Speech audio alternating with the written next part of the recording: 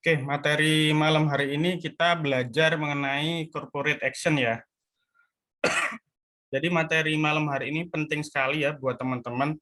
Kadang tuh banyak dari teman-teman tuh masih bingung, japri saya kadang, Mas, kenapa sih ini di Porto kok ada BBTNR? Kemudian gimana cara nembusnya, baiknya ditebus atau dijual di pasar tunai, cara jualnya seperti apa, dan banyak sekali pertanyaan-pertanyaan seperti itu. Dan ini penting sekali biar nanti ke depan teman-teman itu nggak bingung apa yang harus dilakuin. Kira-kira kalau misalnya red isunya ditebus, untung atau rugi. Kira-kira misalnya saham mau bagi dividen itu baiknya buy atau sell. Nah, nanti kita akan bahas tuntas malam hari ini. Oke, jadi aksi korporasi itu adalah tindakan strategis yang dilakukan oleh emiten yang secara signifikan mempengaruhi jumlah dan harga atau efek serta kepemilikan saham para pemegang saham atau investor. Jadi aksi korporasi itu seperti sebuah action dari perusahaan-perusahaan. Nah, di situ ada banyak sekali kayak misalnya buyback saham, red issue, stock split, akuisisi, itu ada dampaknya teman-teman di harga saham. Jadi di saham ini ilmu yang luas, tidak hanya kita belajar analisis teknikal, fundamental, selesai, enggak. Tidak hanya kita belajar support resisten di mana, selesai, enggak. Kita harus ngerti juga, ini perusahaan kalau misalnya merger, perusahaan mau akuisisi, bagi dividen, buyback saham, itu dampaknya gimana harus ngerti gitu. Jadi biar sewaktu-waktu teman-teman ketika beli saham tersebut itu tidak terjadi prank istilahnya, kena prank. Tahu-tahu kok sahamnya drop, kenapa gitu kan. Oke ya. Ini sepertinya saya slideshow dulu. Ya, jelas ya teman-teman ya. Oke, yang pertama IPO. IPO itu adalah kegiatan penawaran saham yang dilakukan oleh emiten perusahaan yang akan go public kepada masyarakat.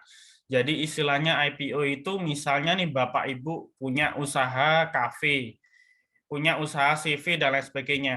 Kalau kita lihat dari si perusahaan atau bisnis dalam skala kecil, itu yang pertama adalah mungkin UD. Secara badan hukum UD. UD kalau misalnya mau digedein lagi ke CV. CV kalau mau digedein lagi ke PT. Nah, kalau sudah menjadi PT, Bapak Ibu bisa melakukan IPO.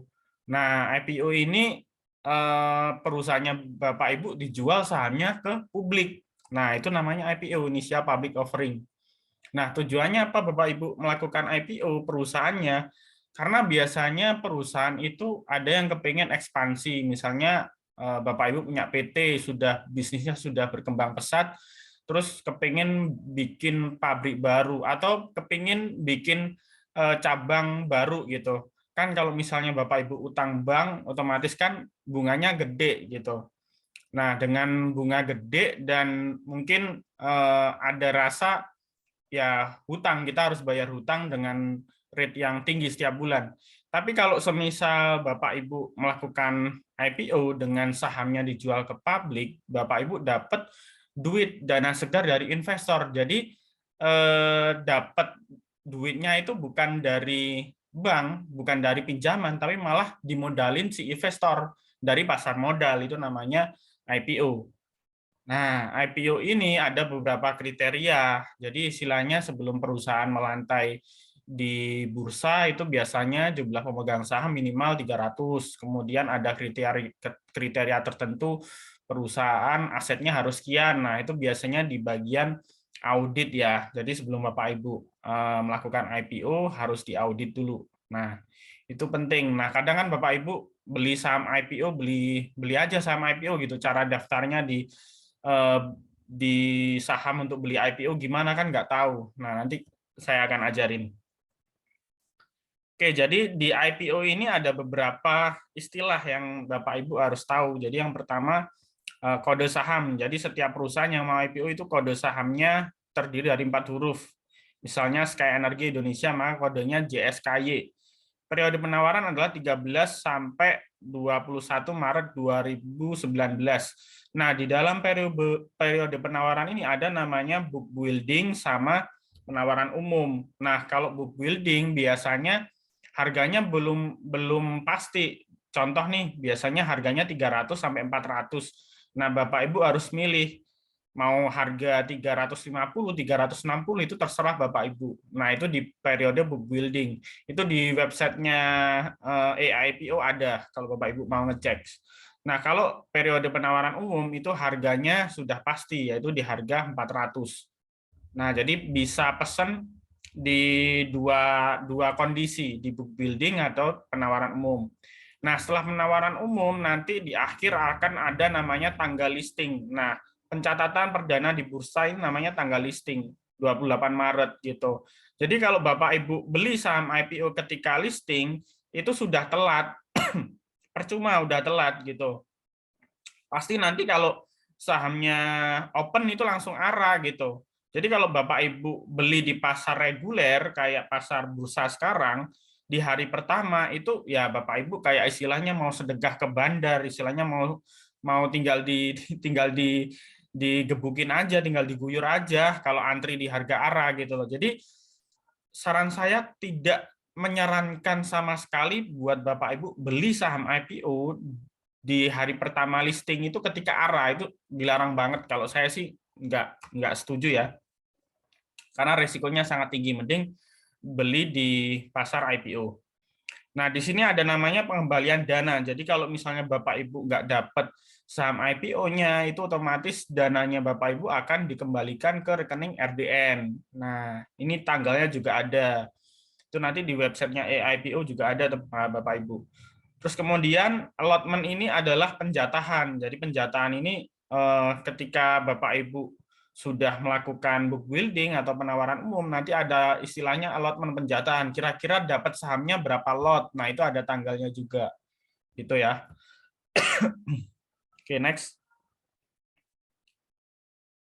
Berikutnya adalah dividen. Jadi dividen itu apa sih, Mas? Dividen itu pembagian laba bersih pada pemegang saham yang sudah setujui oleh pemegang saham mayoritas. Nah, dividen ini ada beberapa, yaitu dividen tunai, dividen saham, dividen properti.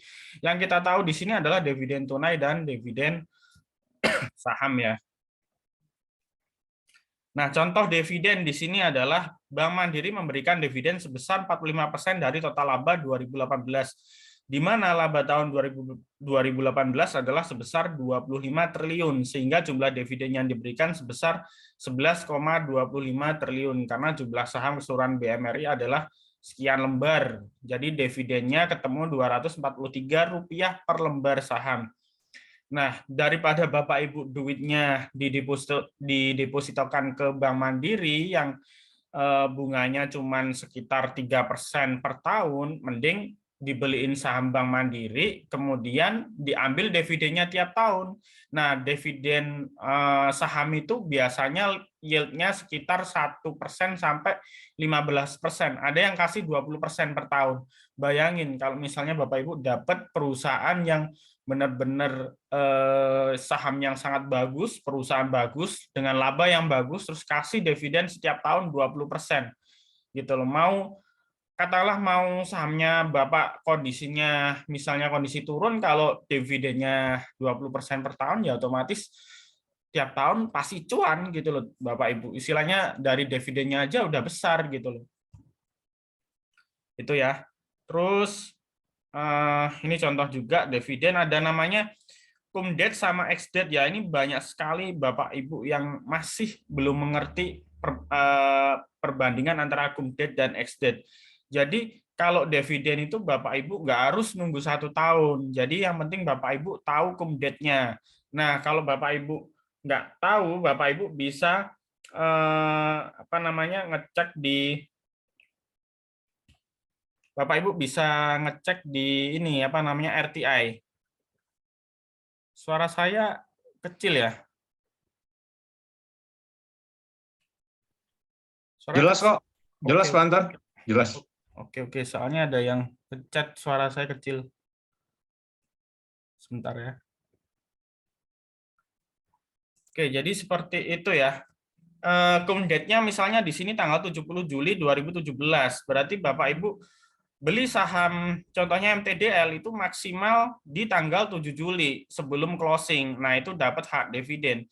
Cuman saran saya kalau Bapak Ibu misalnya beli saham yang ada dividennya itu pas hari H atau pas di kumdetnya itu, kalau Bapak Ibu ngejar ngejar cuan sama dividennya, kenaikan saham sama dividennya itu keliru, salah. Kenapa saya bilang salah keliru? Karena kalau misalnya Bapak Ibu beli mepet di kumdet, di ex-date-nya itu nanti akan dibanting turun sama bandarnya.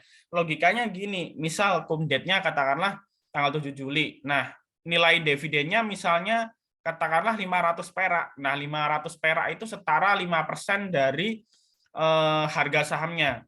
Nah, kalau semisal dividennya yield-nya setara 5%, logikanya kalau bandar, ya aku sudah dapat dividen 5% kok, ngapain sahamnya aku simpen, ya otomatis tak jual, berarti dapat dapat dua cuan ya, istilahnya cuan dari kenaikan saham sama cuan dividen. Cuman biasanya bandaran kalau ngambil saham udah di bawah banget, sedangkan kita kan berita ketika mau muncul dividen kan kadang udah mepet, misalnya Hamin 1 bulan atau 2 minggu.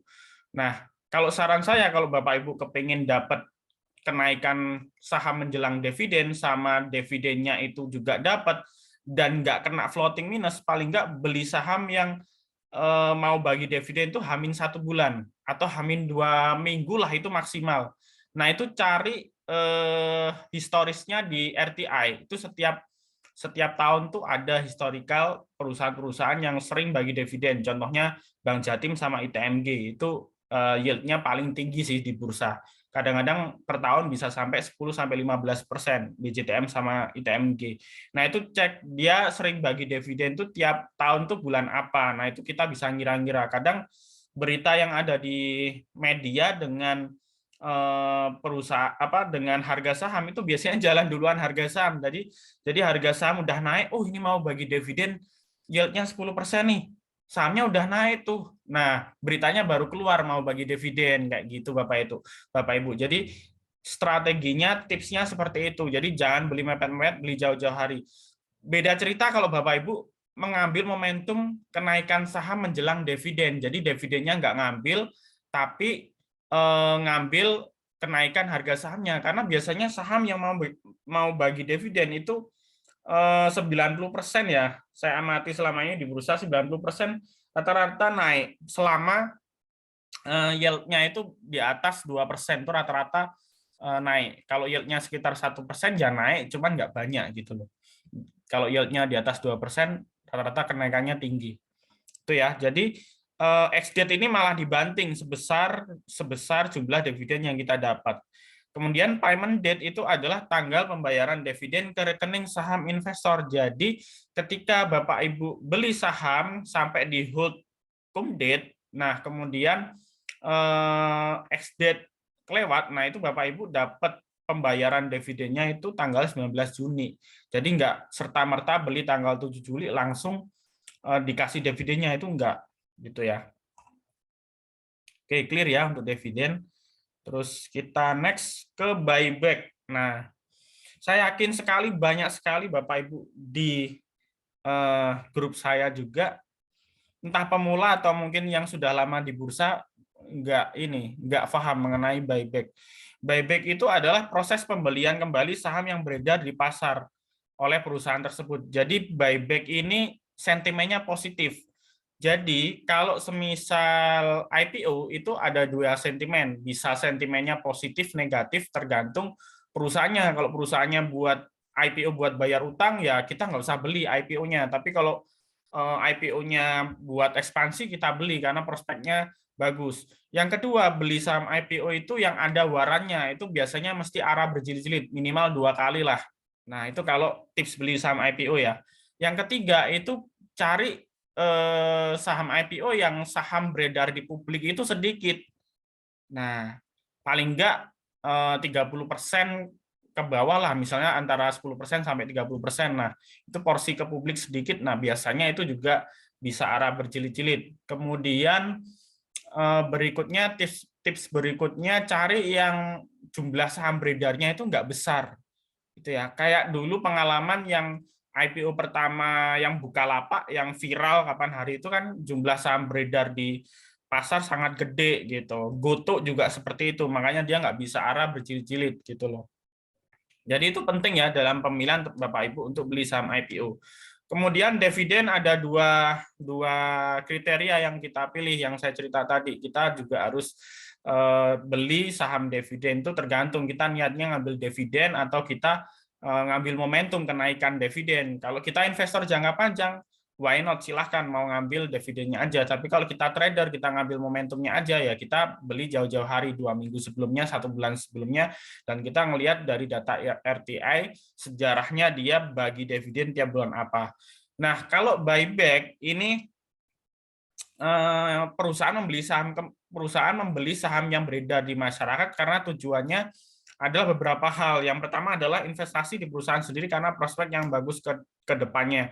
Harga saham terlalu murah disebabkan penurunan saham, menaikkan rasio keuangan, meningkatkan EPS karena saham beredar berkurang. Jadi tujuannya perusahaan melakukan buyback itu mungkin saham yang ada di pasar itu turun terlalu dalam. Contohnya pada saat COVID-19 kemarin ya tahun 2020 itu kan saham-saham big cap, saham-saham gede kayak BRI itu sempat nyentuh 2000-an, BCA sempat nyentuh 4000-an, kemudian Gudang Garam, Telkom dan lain sebagainya jatuh semua dalam semua. Nah, itu rata-rata di buyback sama perusahaan terutama yang BUMN ya. Pemerintah itu kalau sahamnya turun ancur-ancuran pasti sama pemerintah di buyback gitu loh, dibelanjain lagi karena mereka kan juga punya dana pensiun untuk mengelola gitu loh. Jadi istilahnya di buyback kembali itu dibeli kembali. Sinyalnya positif membuat harga saham naik, Bapak Ibu. Jadi kalau buyback itu kalau ada berita buyback, Bapak Ibu ya cicil beli aja. Ngelihat teknikalnya kalau di support bagus beli aja. Jangan ragu kalau ada buyback gitu ya. Apalagi biasanya buyback ada jangka waktunya. Biasanya sampai melakukan buyback misalnya dari Januari 2023 sampai Juli 2023. Nah, itu kemungkinan kenaikan sahamnya bisa berlangsung sampai Juli 2023. Nah, ini banyak sekali yang nggak ngerti kayak gitu. Oke ya, berikutnya red issue. Red issue itu apa sih, Mas? Jadi red issue itu adalah penerbitan saham baru ya. Jadi istilahnya contoh nih, perusahaan A ada IPO, katakanlah menerbitkan sekian lembar saham baru. Nah, setelah berjalan IPO 1 tahun, dia melakukan red issue, penerbitan saham baru lagi. Otomatis saham yang beredar di masyarakat itu akan besar. Jadi, misalnya Bapak Ibu katakanlah punya porsi katakanlah 100.000 lot. 100.000 lot itu Bapak Ibu sudah persentasenya sudah katakanlah 0,1% di kepemilikan perusahaan tersebut. Nah, ketika perusahaan menerbitkan red issue, otomatis kepemilikan Bapak Ibu akan berkurang karena perusahaan tersebut menyertakan modal lagi. Ini loh aku punya saham, Bapak Ibu mau ini enggak? Mau nebus nggak, mau nyertain modal lagi nggak? Kalau misalnya Bapak Ibu nggak mau nebus, ya udah persentase kepemilikan Bapak Ibu berkurang. Tapi kalau Bapak Ibu punya lotnya sedikit sih sebetulnya nggak pengaruh sama persentase kepemilikan. Tapi pengaruhnya nanti harga saham Bapak Ibu akan terdepresiasi, jadi akan turun. Nah, itu ya red issue. Nah, red issue ini ada dua. Yang pertama adalah HMETD atau hak memesan efek terlebih dahulu, yaitu red issue-nya bisa ditebus oleh publik. Nah, yang kedua itu non HMTD, yaitu red issue yang ditawarkan ke standby buyer atau pihak tertentu. Itu bisa kita sebut sebagai PP atau private placement. Jadi misalnya nih, katakanlah BBTN nerbitin red issue di harga 500 gitu. Harga pasar sekarang 1.300. Wah, murah dong 500. Tapi Bapak Ibu nggak bisa nebus. Yang bisa nebus ada standby buyer-nya, sudah ada standby buyer-nya, sudah ada investor besar. Nah, itu namanya private placement. Namun, pengalaman yang sudah-sudah, kalau private placement itu biasanya harganya di atas harga pasar, bukan di bawah harga pasar gitu. Nah, red issue itu ada yang namanya di bawah harga pasar, ada yang di atas harga pasar. Contohnya kayak BBTN kemarin tuh kalau nggak salah red issue-nya di harga berapa ya? 1.200 kalau nggak salah ya. Sebentar saya buka RTI dulu. Mungkin Bapak Ibu bisa buka RTI ya. Kalau punya aplikasi RTI bisa buka RTI Bisnis, terus kemudian klik kode saham, terus masuk corporate action, terus pilih red issue. Nah, tanggal 22 Desember kemarin itu BBTN red issue-nya di harga 1.200. Nah, sedangkan pada saat itu harga pasar 1.300 di tanggal 22. Nah, kalau semisal Bapak Ibu punya BBTN ya mungkin tebus saja karena lebih murah gitu. Ada juga dulu itu yang fenomenal itu kalau nggak salah BBHI sama Arto ya, BBHI. Nah, itu red issue-nya itu di harga 100 ya. Dari tahun 2021 lalu itu pernah BBHI itu red issue harga tebusnya di harga 100. Sedangkan harga pasar saat itu di harga 3.900. Otomatis kalau misalnya Bapak Ibu punya BBHI di harga 5.000 pun nembus di harga cepek 100, ya pasti cuan karena otomatis harga Bapak Ibu dari 5.000 terus nebus di harga 100 nanti ke average-nya jauh. Jadi menembus red issue itu otomatis mengaverage harga lama. Jadi harga lama itu otomatis harganya akan turun gitu loh. Jadi harganya Bapak Ibu akan lebih murah. Nah, itu kita bisa tebus kalau jarak tebusnya itu jomplang banget dari harga pasar. Kalau misalnya harga tebusnya sama dengan harga pasar, ngapain kita tebus? Soalnya ya kita ngeluarin duit lagi, terus average kita juga nggak akan turun juga ya percuma gitu loh. Itu ya. Jadi kalau Bapak Ibu bingung Mas tebus apa enggak, cek harga tebusnya sama harga pasar. Itu jauh apa enggak gitu. Terus kalau jual di pasar tunai gimana Mas? Ya, kalau misalnya dijual R-nya apa bisa? Bisa. Dijual red issue-nya aja bisa, tapi dijualnya di pasar tunai dan itu hanya bisa di sesi 1. Gitu. Jadi nggak bisa sesi 2 kalau misalnya Bapak Ibu mau nebus. Nah, di dalam red issue ini ada tanggalnya ya. Ada tanggalnya yang pertama misalnya ini BBHI. Saya contohin BBHI rasio new dan old 86 lembar saham lama dapat 100 lembar saham baru. Harga tebusnya misalnya di harga 100. Cum date-nya misalnya di 8 Juli 2021. Ex-date-nya di 9 Juli 2021. Jadi artinya kalau misalnya Bapak Ibu beli sahamnya BBHI kalau kepingin punya hak tebus itu harus beli maksimal di cum date tanggal 8 Juli 2021 di close market.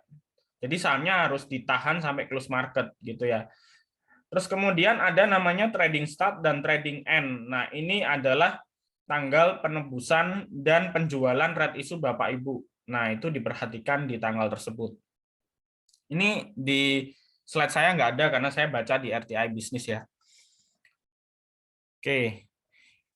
Kemudian di sini adalah rumus bagaimana kita menghitung harga teoritis red issue. Jadi harga teoritis adalah harga penyesuaian antara harga pasar dan harga tebus red issue setelah penerbitan saham baru. Kemarin yang baru viral itu kalau nggak salah apa ya kemarin PBRX ya. PBRX itu banyak yang tanya, Mas kok tahu-tahu saham apa turunnya jauh ya PBRX. Turunnya kok jauh sahamku. Nah, karena di situ harga tebusnya di harga gocap, harga 50, dan kalau dihitung-hitung harga teoritisnya ketemu harga sekitar di bawah 100, yaitu harga 60 perak. Makanya harga sahamnya langsung menyesuaikan, dibikin drop turun sampai segitu gitu loh.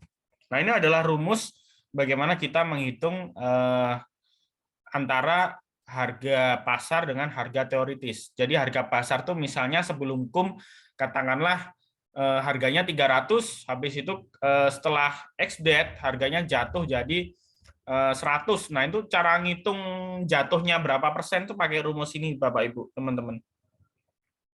Ya. Nah, ini Bapak Ibu bisa baca sendiri ya. Terus berikutnya di sini cum-nya harganya 745. Setelah dihitung harga teoritis, ex-date-nya jadinya harganya 705. Kalau Bapak Ibu beli di 745 di cum date, atau beli sebelum cup date waktu jauh-jauh hari sebelumnya, otomatis kena ex date di 705 ya Bapak Ibu langsung minus 5% lebih gitu. Itu makanya disebut harga teoritis. Nah, supaya minusnya nggak jauh-jauh ya Bapak Ibu harus tebus gitu loh. Jadi red issue ini konsepnya mirip kayak dividen. Kalau Bapak Ibu nggak mau keseret penurunan dividen, ya Bapak Ibu jangan beli deket-deket kum, beli jauh-jauh hari gitu. Jadi red issue ini mirip kayak dividen ya, beda konsep aja. Oke, kalau ada yang bingung mengenai red issue nanti bisa ditanyain di kolom chat, akan saya jawab setelah sesi materi ya. Terus gimana sih Mas cara nebus RI? Nah, cara nebusnya RI kan Bapak Ibu kalau di aplikasi kita Miraset bisa masuk di menu Neo Hots Mobile, di menu portofolio terus application of rate ini diklik aja, terus di sini nanti akan muncul BBTNR. Nah, ini apply quantity ini adalah jumlah lembarnya. Jadi ini bacanya bukan lot ya, lembar, bacanya lembar. Terus ini jumlah nilai nominal yang dibutuhkan untuk nebus adalah 25 juta. Jadi misal Bapak Ibu nggak punya duit buat nebus, ya udah dijual langsung aja. Red isunya di pasar tunai itu Bapak Ibu langsung cuan kok. Langsung cuan karena red isunya langsung naik di pasar tunai gitu loh. Tapi harganya Bapak Ibu, harga induknya ya tetap minus, bahkan minus lebih dalam kalau misalnya nggak ditebus. Kemudian cash-nya ini harus cash T plus 0 atau cash-nya harus ready saat itu juga. Jadi di hari sebelumnya atau di hari sebelumnya itu nggak boleh ada penjualan saham. Jadi benar-benar cash-nya baru ditransfer, baru di top up, kemudian buat nebus. Cara nebusnya ya tinggal kita klik BBTNR-nya, diklik nanti di sebelah kanan ini ada apply. Nah, Bapak Ibu tinggal klik apply. Nah, pastikan saldonya mencukupi. Di sini nebusnya 25 juta, saldonya 27 juta. Berarti kan cukup bisa buat nebus. Oke, next. Berikutnya adalah stock split. Nah, stock split ini apa sih? Banyak yang belum ngerti juga. Stock split itu pemecahan saham, Bapak Ibu. Jadi istilahnya tuh dipecah ya. Jadi nominalnya katakanlah misal nih kayak tahun lalu nih sahamnya ini BCA. Atau kita ngomongin saham ini deh, Gudang Garam. Gudang Garam itu sebelum stock split itu harganya 100.000. Nah, kemudian dilakukan stock split. Terus kemudian akhirnya harganya jadi, kalau kita bilang bukan turun ya, jadi kecil. Jadi stock split itu contoh misalnya harga pasar sekarang 1.000 gitu ya. 1.000 dibagi 10 berapa? 100 ya. Katakanlah stock splitnya 1/10, berarti satu lot saham lama itu dapat 10 lot saham baru. Jadi lotnya bertambah, harganya Bapak Ibu dari sebelumnya 1.000, harga lamanya 1.000 jadi 100 perak. Nah, itu namanya stock split. Loh Mas, harga sahamku berarti turun? Enggak. Harganya Bapak Ibu enggak minus, tetap jadi enggak minus, enggak naik. Nah, dampaknya apa di harga saham? Kalau stock split itu biasanya harga saham itu semakin liquid, semakin ramai di pasar, dan itu menyebabkan harga saham naik. Nah, biasanya saham yang sukses stock split itu adalah saham-saham big cap, kayak BBCA, kemudian BBRI, Telkom, Akra, itulah rata-rata saham-saham big cap yang sudah di stock split itu biasanya lanjut naik kenceng lagi, lanjut uptrend. Karena logikanya biasanya kita beli harus per lembarnya harus misalnya 20.000, terus sekarang bisa beli cuma 1.000 perak gitu ya. Atau biasanya 1.000 perak bisa beli cuma 100 perak, kan yo istilahnya murah gitu loh. Istilahnya kita bisa beli gitu loh. Nah, jadi istilahnya stock split ini juga positif ya. Cuman ada impact negatif kalau Bapak Ibu beli saham yang sahamnya itu saham yang secara fundamental kurang bagus, kurang terkenal, atau perusahaan bisa dibilang perusahaan perusahaan yang kurang liquid dan sahamnya secara fundamental kurang bagus, itu kalau stock split itu malah harganya turun terus. Nah, itu mending kita jangan beli gitu. Jadi stock split ini kita ada strateginya juga gitu loh.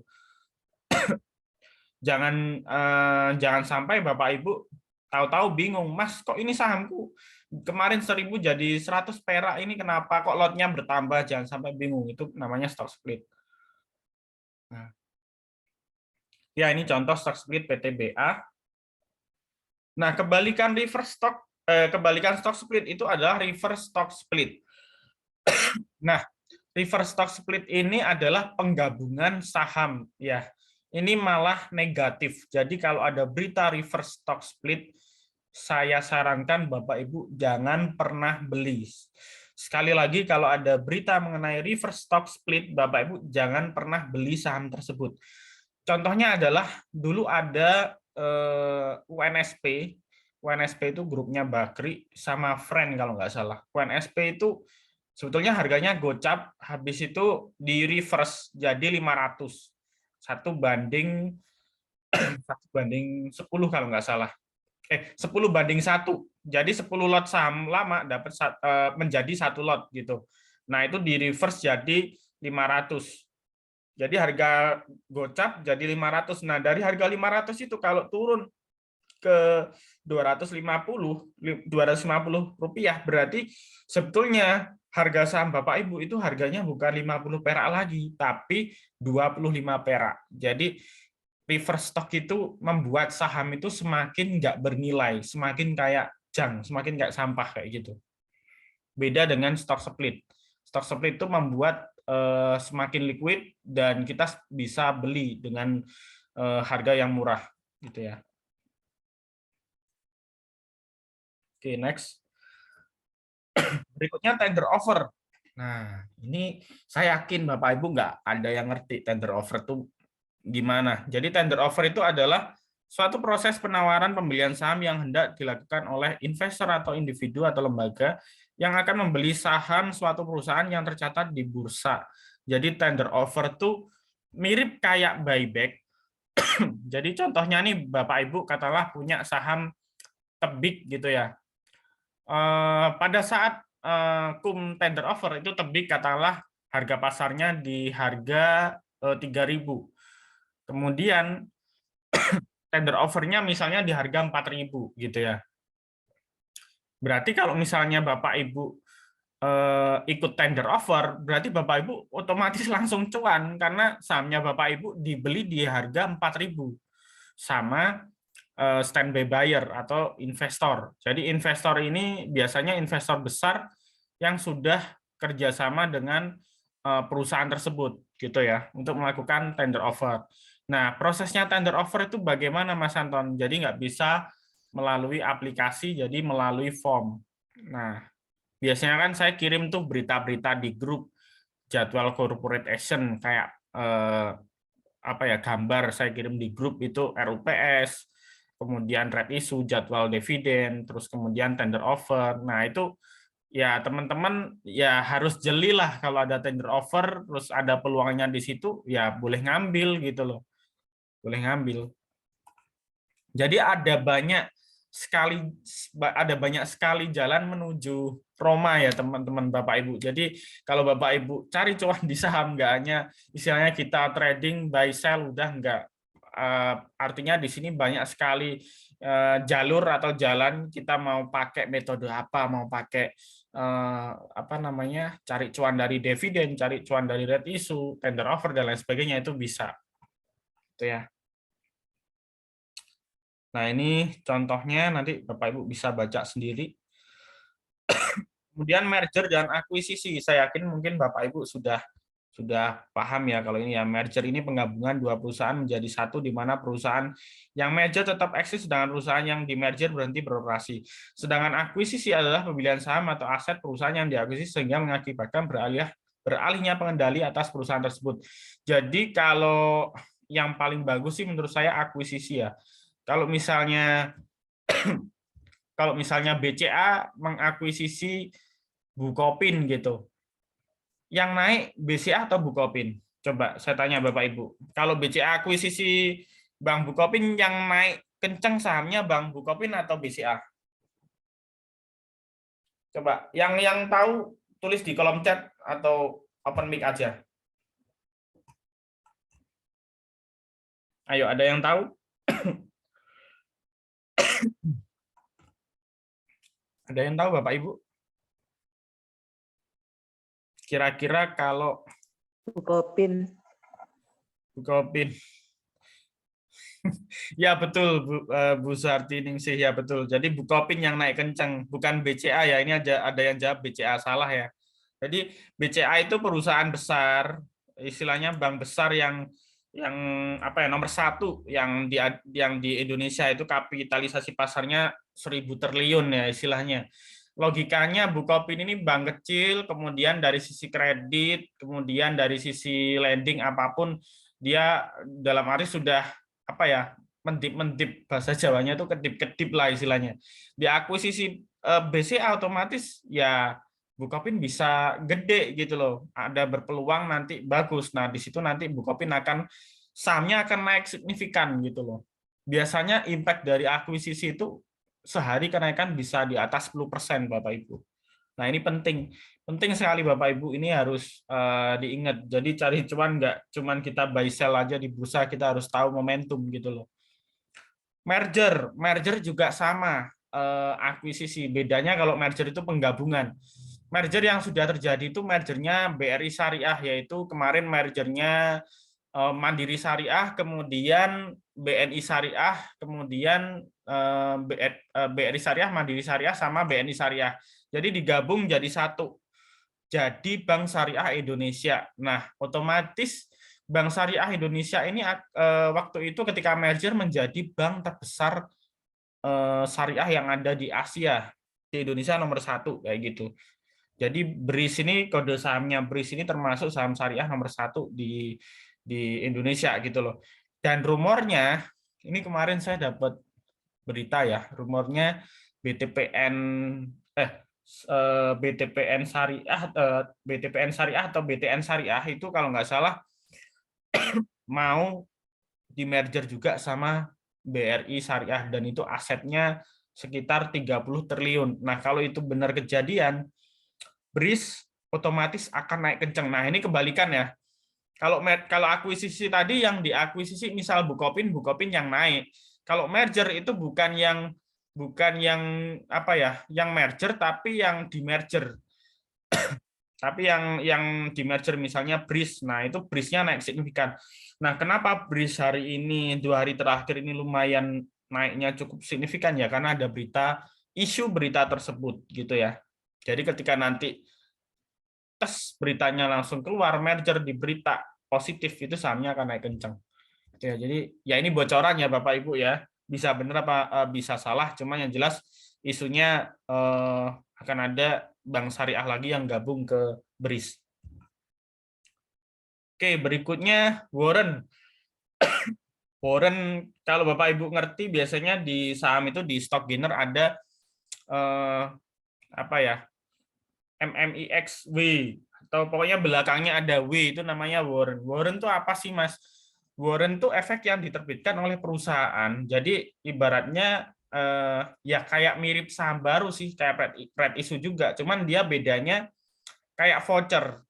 Jadi kayak voucher, misalnya Warren itu nanti dibuat pemanis buat investor. Jadi misalnya nih beli saham yang ada Warrennya apa ya nih contohnya? Misalnya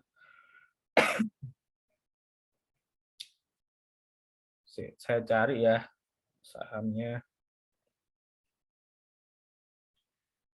Saya cari yang nah, saya cari Elite W. Nah, biasanya Warren itu ngikutin induk. Jadi kalau misalnya saham kode elitnya naik, ya Elite W-nya ikut naik. Misalnya Bapak Ibu beli lihat Elite pagi ini udah naik jam 9 lebih 15 menit, Elite-nya udah naik 15%. Lah, Elite W-nya belum naik. Nah, itu langsung hajar aja, pasti nanti naik gitu loh, ngikutin induknya. Paham ya? Jadi kalau si sahamnya elitnya itu naik jam 9 lebih 15 menit, pagi-pagi udah naik kencang 10%, 15%, W-nya belum naik, Bapak Ibu langsung hajar aja. Biasanya nanti juga langsung ikut naik gitu loh.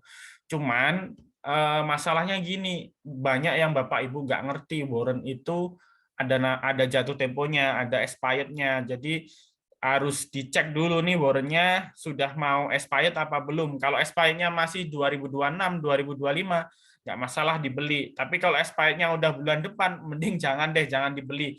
Bunuh diri nanti istilahnya. Kenapa saya bilang bunuh diri? Karena kalau sudah expired, ya duit kita hangus di warren. Istilahnya warren kan kayak voucher, kayak Bapak Ibu punya voucher MAPI, punya voucher Pizza Hut, kayak voucher Indomaret kan nanti ditukar, kalau nggak ditukar kan hangus, istilahnya kayak gitu.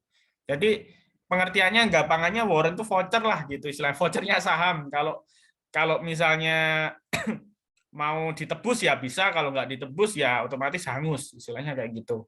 Nah, warren itu tidak ada batasan arah sama ARB. Naik bisa sampai ribuan persen, turun juga bisa ratusan ribuan persen, jadi nggak ada arah sama ARB.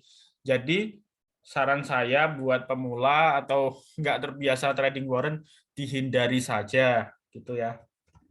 Tapi kalau bisa beli warren dan nguasain trading warren, ya sugiye cepet. Karena misalnya katakanlah saham apa ya ini contoh, ada kemarin Bos W atau Kecuali Dada W. BSBK, Pak. Gimana? Kecuali BSBK mau naik turun induknya, dia tetap aja 3 tuh posisinya BSBK. Oh iya iya. Kalau iya memang ada beberapa saham yang kayak gitu ya, tapi nggak banyak. Tapi memang BSBK ini apa ya?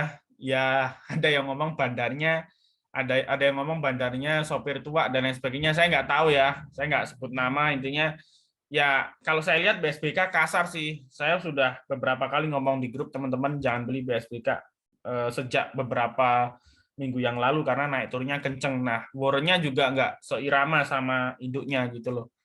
Ya ada memang anomali kayak gitu, cuman nggak banyak gitu loh. Rata-rata sih sama gitu loh. Kalau induknya naik, ya warrennya juga naik gitu. Oke ya, kita skip warren.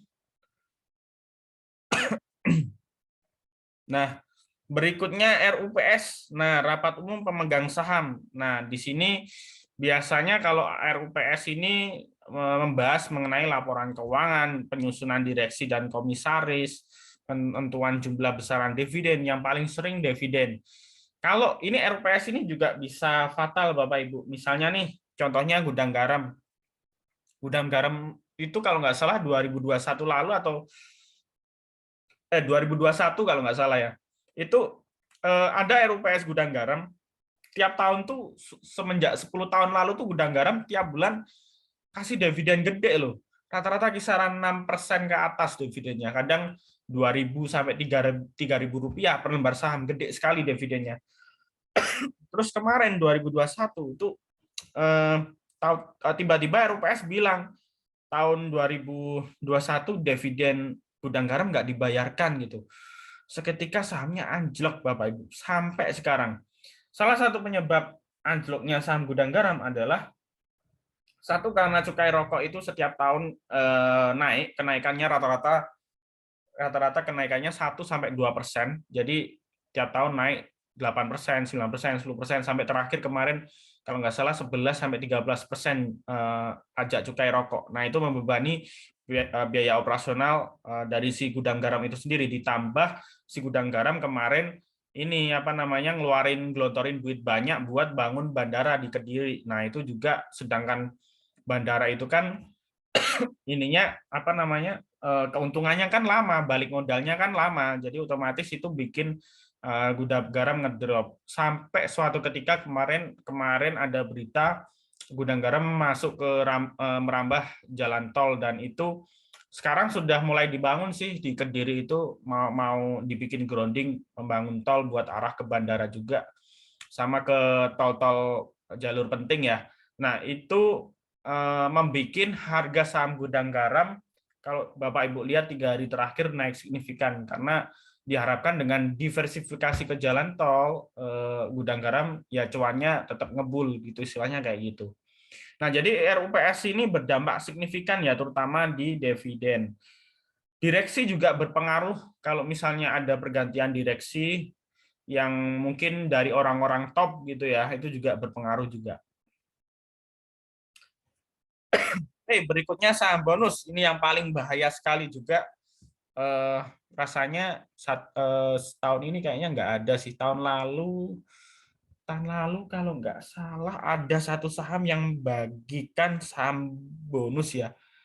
Seger kalau nggak salah, Seger kalau nggak salah. Nah, Seger itu kasih saham bonus yang menurut saya fenomenal karena setelah dikasih saham bonus harga sahamnya drop, tapi habis itu baliknya cepat walaupun akhirnya drop lagi.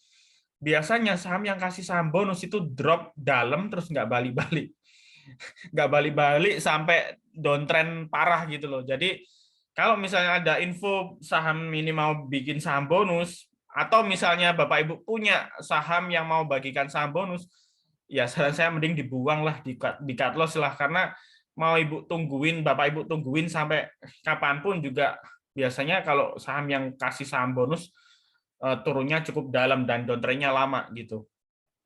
Ya, saham bonus itu istilahnya misalnya Bapak Ibu punya 100 lot saham ACES gitu ya. Terus dikasih misalnya saham bonusnya 1:10. Berarti 1 lot saham ACES dapat 10 lot saham baru gitu. Ya cuannya ya tikel-tikel Bapak Ibu gede gitu loh. Ya, otomatis logikanya orang investor, lah aku udah cuan gede kok. Bandar bilangnya aku udah cuan gede, ngapain sahamnya tak simpen, ya udah dibuang, dijual. Itu ya. Oh, sama kayak saham BRPT juga gitu ya, Mas Anton? BRPT kenapa, Pak? Kalau nggak salah dapat saham bonus juga ya? Dividennya dikasih saham. Oh, saya kurang ngerti sih berita mengenai saham bonus BRPT. Cuman kalau memang beneran iya, ya itu mungkin penyebab penurunan BRPT yang beberapa bulan terakhir ya. Sejak tahun lalu kalau nggak salah BRPT itu turun tajam ya. Ya mungkin karena itu kali ya. Cuman saya nggak ngeh beritanya sih. Coba nanti tak cari cek mengenai saham bonus BRPT. Yang jelas sepengalaman saya di market, saham bonus itu impact-nya negatif. Jadi Bapak Ibu perlu dihindari, ya digarisbawahi, perlu dihindari. Jangan sampai, Mas ini kok sahamku tahu-tahu kok kemarin harga pasarnya 500, sekarang kok harga pasarnya jadi 200. Masa iya sahamku turun 100%, kan batas ARB-nya 7%. Nanti ada yang tanya kayak gitu. Nah, itu namanya saham bonus. Jadi saham bonus tuh kayak impact-nya kayak dividen iya, kayak red issue iya, ada harga teoritis baru gitu loh yang bikin harganya turun jauh gitu. Itu ya. Oke, berikutnya konversi saham. Nah, ini pasti nggak ngerti juga. Kalau biasanya ini sih, kalau konversi saham sih biasanya buat investor retail, Bapak Ibu, biasanya nggak begitu penting, nggak begitu pengaruh sih, karena biasanya yang butuh konversi saham itu adalah kreditur-kreditur atau istilahnya kayak Bumi nih, contoh Bumi. Bumi kan utangnya gede. Dari dulu itu restrukturasi utang terus, restrukturasi utang. Jadi istilahnya utangnya ditunda, ditukar jenis saham. Jadi istilahnya karena si Bumi ini nggak bisa bayar utang ke kreditur, ke bank-bank luar negeri misalnya, ke Citibank dan lain sebagainya. Saya nggak tahu krediturnya apa aja.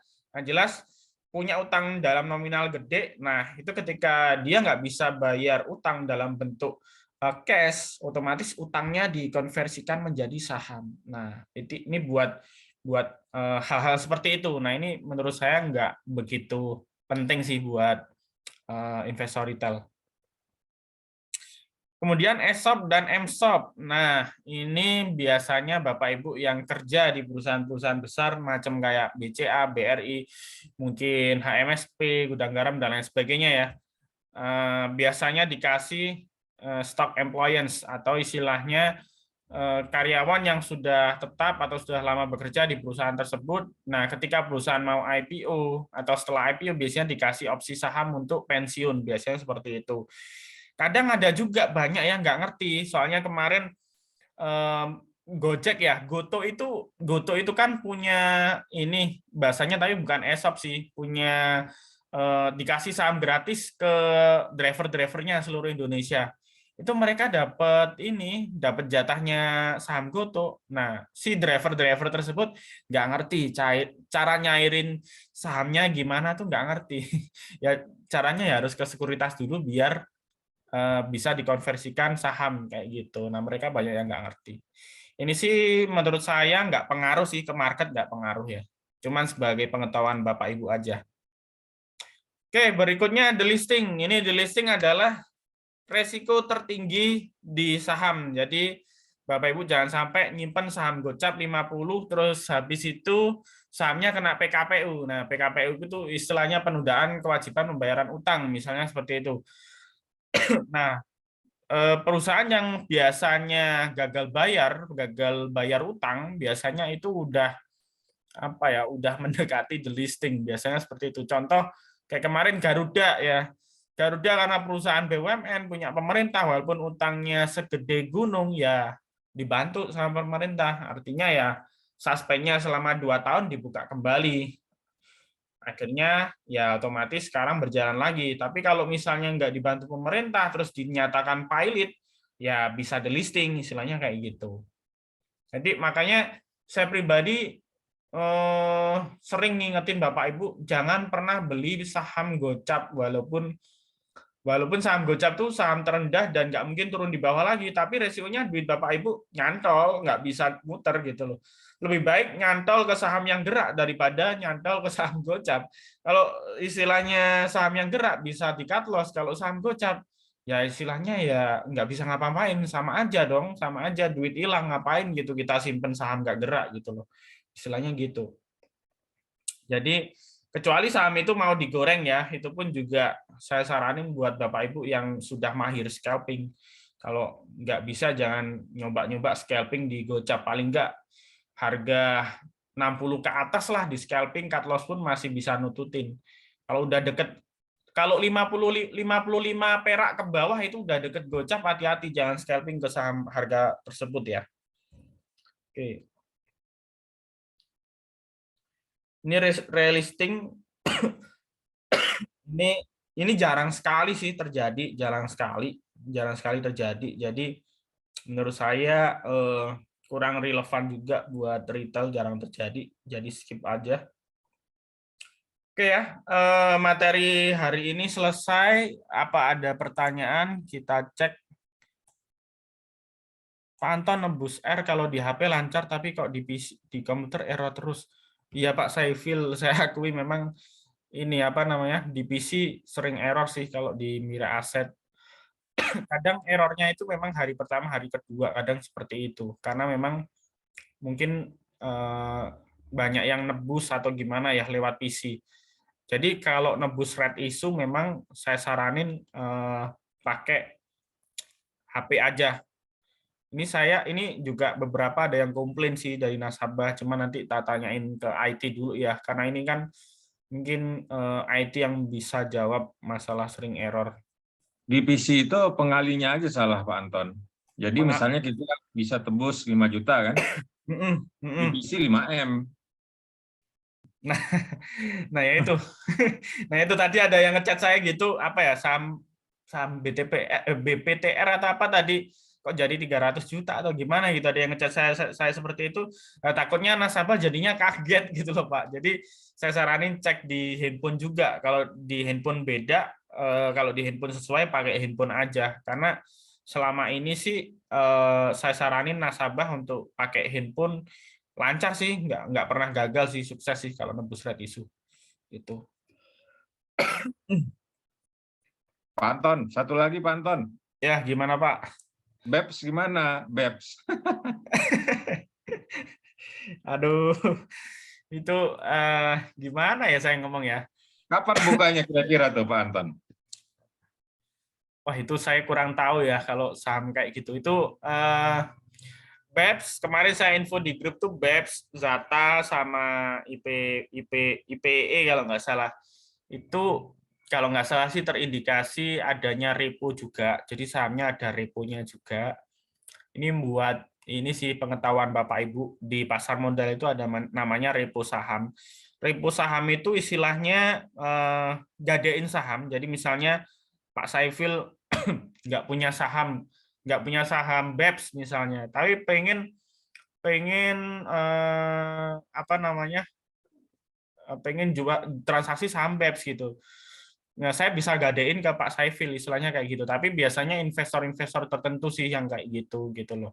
Dan itu biasanya di-lock, di-lock beberapa bulan gitu. Nah, ketika locknya dibuka, kemudian ternyata sahamnya nggak sesuai dengan kesepakatan, ya biasanya dibanting turun. Nah, yang sering terjadi seperti itu. Kayak dulu kasusnya Jiwasraya itu sama Beni Cokro itu kebanyakan sahamnya saya juga bingung kok, yang jelas manajer investasi udah profesional, terus apa namanya dana pensiun perusahaan-perusahaan itu sudah profesional semua, sudah bersertifikat, sudah license, kok mau diputar sama bencok, harganya gocap semua, maksudnya dibeliin saham gocap, nggak dibeliin saham ini apa namanya saham yang bagus-bagus gitu. Usut punya usut ternyata emang banyak saham yang direpoin itu, satu, kedua ada strategi pencucian uang di situ. Jadi istilahnya sahamnya sengaja dinaik turunkan tapi untuk kepentingan orang tersebut gitu loh. Jadi misalnya nih Pak Saiful yang pegang, waduh ini saya ngomongnya jadi ngomong sensitif nih. Nggak usah Pak Anton. Cuma Pak Anton, pertanyaan saya kan, itu kan terindikasi ada sekuritas yang bermain tuh, yang di ini kan.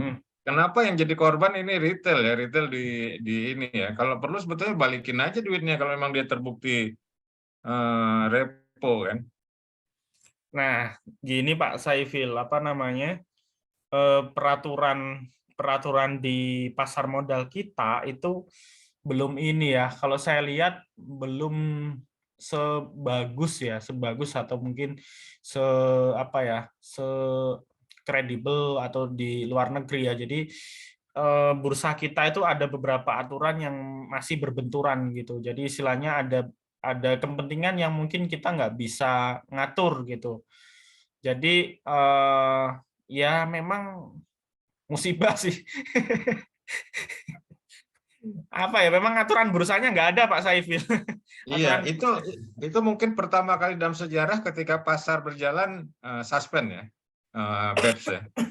Enggak juga sih Pak, banyak juga saham yang di luar BEPS pada saat pasar berjalan itu disuspend, tahu-tahu disuspend. Misalnya contohnya nih, dulu itu pernah kayak Aisa, kalau Pak Saiful tahu Aisa. Aisa itu 3 Pilar Food, itu anak perusahaannya produksi snack Taro itu kalau nggak salah. Itu kan perusahaan apa namanya distributor beras terbesar kalau nggak salah di Indonesia dulu itu. Nah, itu tuh Aisa itu ada ini skandal. Jadi direksinya itu mencampur ini, ada korupsi iya, kedua itu kena skandal mencampur berasnya dengan beras apa ya, beras yang ada kacanya kalau nggak salah, berasnya ada kacanya atau apa gitu loh. Terus dikorupsi juga gede. Nah, kena skandal itu langsung disuspend Pak. Jadi indikasinya ARB terus habis itu langsung disuspend. Nah, tahu-tahu beritanya muncul karena hal tersebut gitu loh. Jadi mensuspend saham tahu-tahu disuspend itu bukan hal yang baru sih menurut saya, karena beberapa kasus sebelumnya ada gitu loh. Itu sih. Cuman menurut saya mungkin yang agak kritis itu mungkin IPO-nya udah harus lebih lebih apa namanya, lebih selektif lah. Menurut saya terlalu banyak yang IPO dan nggak berkualitas perusahaannya. Menurut saya ya. Ya, setuju Pak. Saya setuju. Saya sebagai praktisi investor dan pengamat pasar, saya setuju dengan pendapat Pak Saiful. Memang IPO-nya harusnya di screening. Ya, Ya, saya nggak sebut nama ya, tapi tergantung regulator sih. Sekarang kalau Bapak lihat ya, kalau misalnya dulu biasanya kalau IPO itu rata-rata dilihat yang kinerjanya kinerjanya bagus atau track record keuangannya bagus beberapa tahun terakhir. Tapi kalau beberapa tahun terakhir ini, 2-3 tahun terakhir ini, kalau Bapak Ibu ngamatin, kadang perusahaan rugi aja bisa IPO, contohnya Goto gitu ya. Dan market cap-nya besar lagi setara blue chip. Jadi Goto turun 1 poin aja, digoyang 1% aja, bursanya IHSG-nya ikut turun gitu loh. Jadi mempengaruhi pergerakan saham-saham yang lain gitu loh. Ini kan ya saya katakan ini lucu gitu loh. Padahal saham yang Goto ini bisa dikatakan saham yang belum tentu belum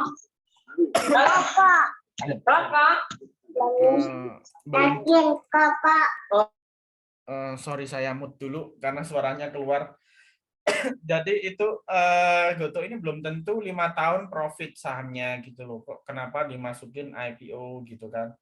Ya kita ya saya banyak sekali pengetahuan mengenai regulasi di situ yang saya nggak paham, nggak masuk akal saya dan saya nggak paham. Jadi saya takut nanti saya salah ngomong. Jadi istilahnya memang itu tergantung regulator, Pak. Di sini mungkin saya nggak bisa jawab lebih jauh lagi.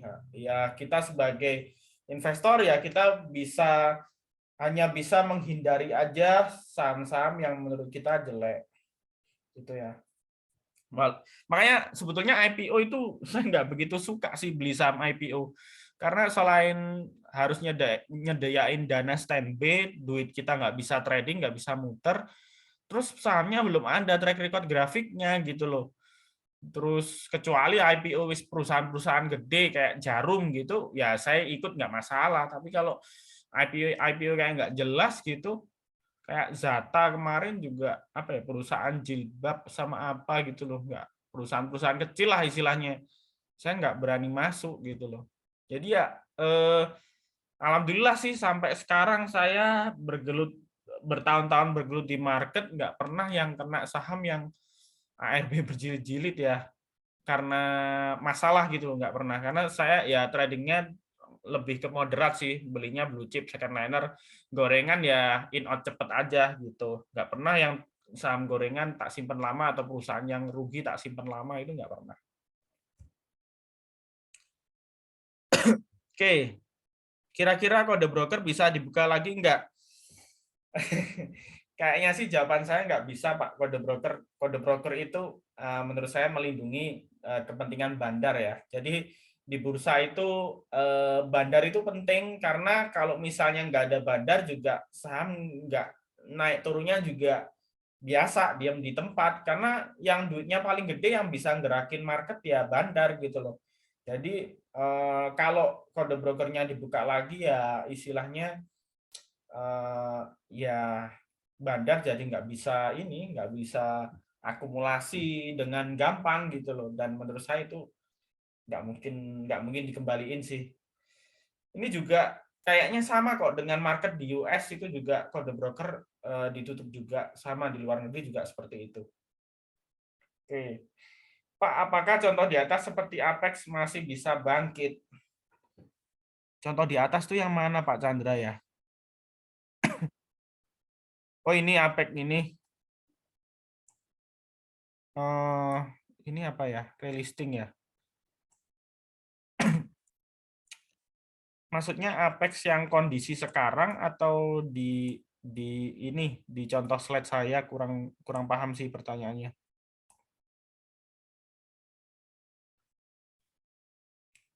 Oh, kondisi sekarang. Sebentar ya, saya cek ini apa namanya? Saya buka sistem. Saya buka sistem dulu.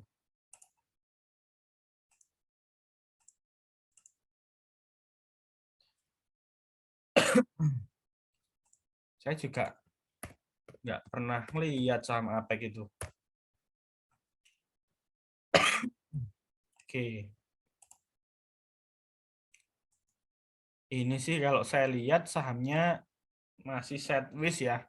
Dari sisi daily, dari sisi weekly chart pun dia masih turun distribusi ya. monthly-nya juga seperti itu distribusi. Dari sisi per jam juga sama ya. Jelek sih Pak, kalau menurut saya di skip aja sih. Kita lihat bid offer-nya coba ya. Ini bid offer-nya nggak liquid.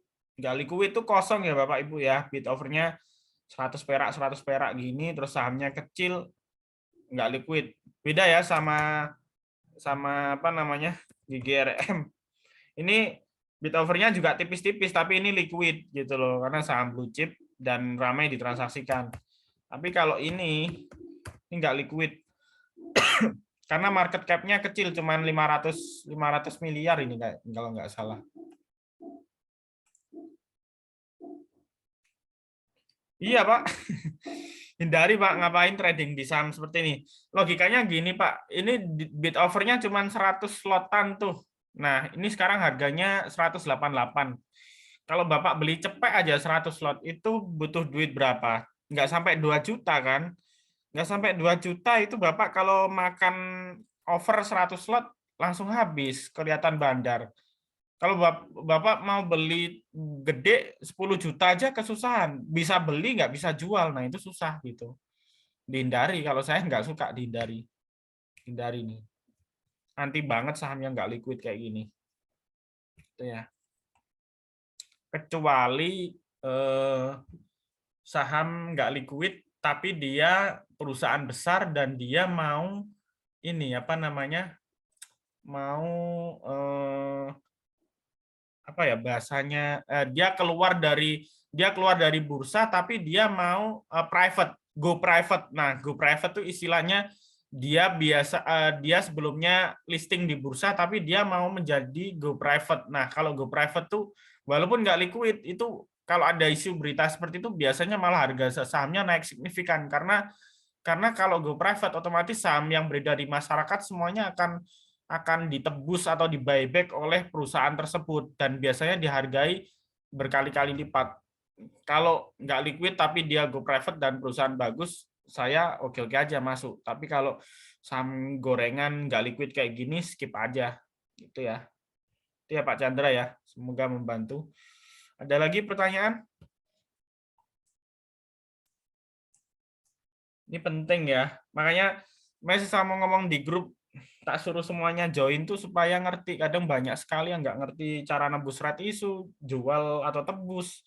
Baiknya gimana, kok sahamku turun, dividen tuh gimana, terus saham bonus gimana, banyak yang nggak ngerti gitu loh. Jadi ini materi yang sangat bagus, sangat penting buat Bapak Ibu ya. Oke ya, kalau nggak ada pertanyaan, mungkin edukasi kita sampai di sini dulu. Ini nanti akan saya upload di YouTube. Jadi nanti yang saya skip contohnya Bapak Ibu bisa baca sendiri di YouTube saya. Nanti saya akan upload. Mungkin itu dulu ya dari saya. Sebentar, Pak mau tanya untuk swing pendek kita menggunakan. Kalau swing pendek menggunakan indikator, sebentar ya. Ditutup, ada pertanyaan nih. Kalau swing pendek pakai moving average aja Pak, MA5 sama MA20.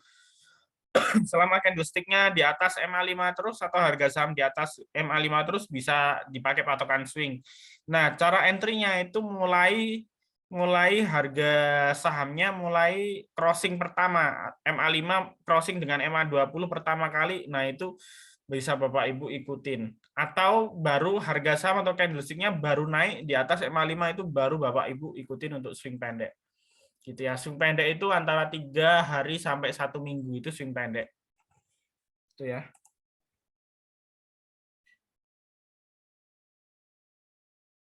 Kalau harga RI di bawah harga saat sekarang, biasanya harga di bawah mendekati RI-nya. Betul. Biasanya kalau harga RI di bawah harganya di bawah harga pasar, biasanya di bawah turun mendekati harga RI-nya. Nah, nanti otomatis akan kena harga teoritis red issue. Itu ya. Nah, kalau harga RI-nya di atas dari harga pasar, biasanya nggak ada impact-nya di pasar sih. Bukan berarti misal harga PP-nya, private placement-nya harga 500, harga pasar 300, terus nanti dibawa naik ke 500, enggak. Cuman ada impact kenaikan lumayan, cuman nggak sampai 500. Gitu loh. Itu sih. Cukup ya mungkin ya. Oke. Terima kasih atas perhatian teman-teman. Saya akhiri. Semoga edukasi malam hari ini bermanfaat dan bocoran buat besok mungkin Bapak Ibu bisa amati saham ACES gitu ya. Oke, itu dulu ya mungkin dari saya. Assalamualaikum warahmatullahi wabarakatuh. Sampai jumpa di edukasi berikutnya.